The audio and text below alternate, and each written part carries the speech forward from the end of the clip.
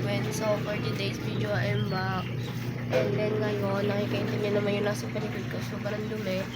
And ay, may natutulog kasi nag-swimming kasi sila kagabi, ako hindi nakasama dahil may sakit ako.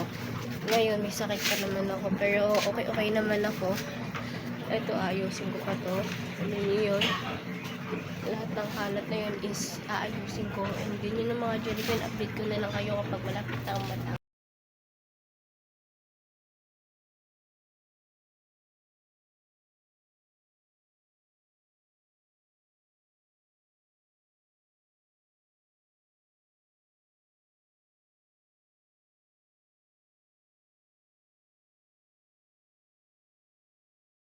Ngayon mga Jellybean, tinulungan ako ni Tita at ni Kim.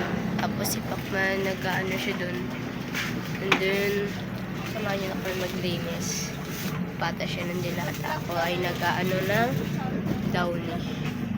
Let's go. Si Kim nag-ano ng kape. Till I drive you away. I know what you'll say. You say, oh, someone you know.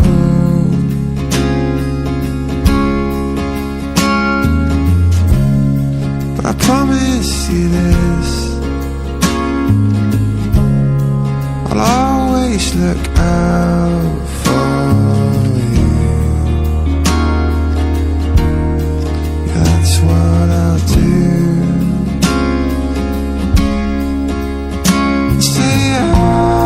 Maya-maya nagtanong si nanay kung nasan daw yung camera ko, ba't daw hindi ako nag-vlog. And then, ayan na nga yung ngiti niya.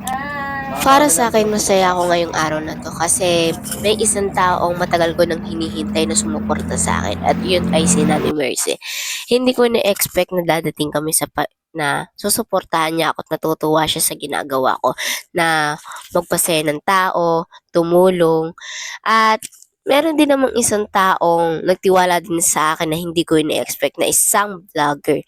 And nang dahil sa mga sinasabi niya na palakas yung loob ko, pati yung mga parents ko is nagtiwala din sa akin sa mga ginagawa. Sabi, pagpatuloy mo lang yan habang bata. Kapag ganito ganyan, ang sarap sa pakiramdam talaga kapag may taong kaya kang pakinggan, kaya kang pagkatiwalaan, lalo na ngayong gumagawa ka ng mga content yung nagpapasaya ka sa mga tao. And then, ayan na nga habang kami nag-uusap ni nanay, ayan, tingnan niyo yung ngiti ni nanay.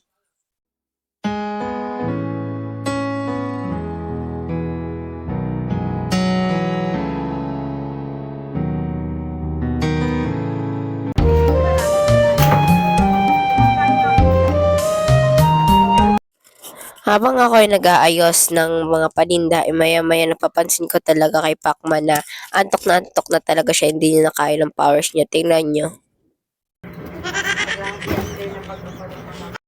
Ay nako, nakakapagod talaga. Syempre, ayan, si Pacman talaga, inaantok na talaga siya. And then, syempre, ako ay nag-aayos na nga ng mga kape para naman bukas ay wala na akong gagawin. Ay, mga Jollibee, tapos na nga kami. Malapit kami matapos. Na patas na namin yung mga dapat iparal. Okay mga Jollibee is magwawalis na ako. Tapos na ako magpatas lahat. Yan, tapos na ako. Magwawalis na lang ako. And then yun ang mga Jollibee, samahan nyo nila kasi. Samahan nyo na ako, let's go!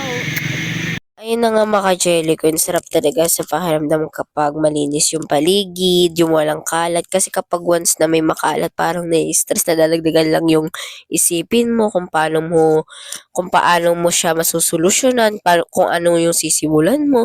Ako kasi, bago ako maglagay ng mga paninda is, mag-aano muna ako kung ano yung dapat na madali lang hanggang sa mapunta ako sa mahirap.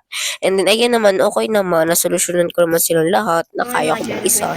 Cheers! Tapos na ako maglinis at magwalis. Ayan, naayos ko na din yung mga tiyosi. Dito, pati to, lahat-lahat. Tapos si tita ay nagpupugas na siya.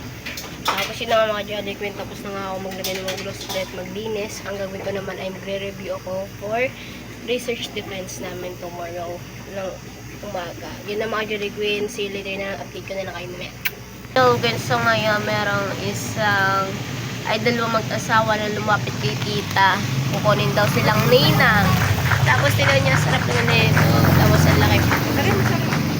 Yes, Wala right. sinasabi nito. Mga Jal Queen, so for today's video, tapos na nga pala ako magsara at hindi na nga pala ako nakapag-video dahil nalobat yung phone ko and then yun na nga mga Jelly Queen ay si tita ay nandoon sa labas. Nagkaano pa siya, nagkukuskus pa siya ng tawag doon ng kubale. Tapos ako naman is nagpapahinga dito dahil masama yung pakaramdam ko.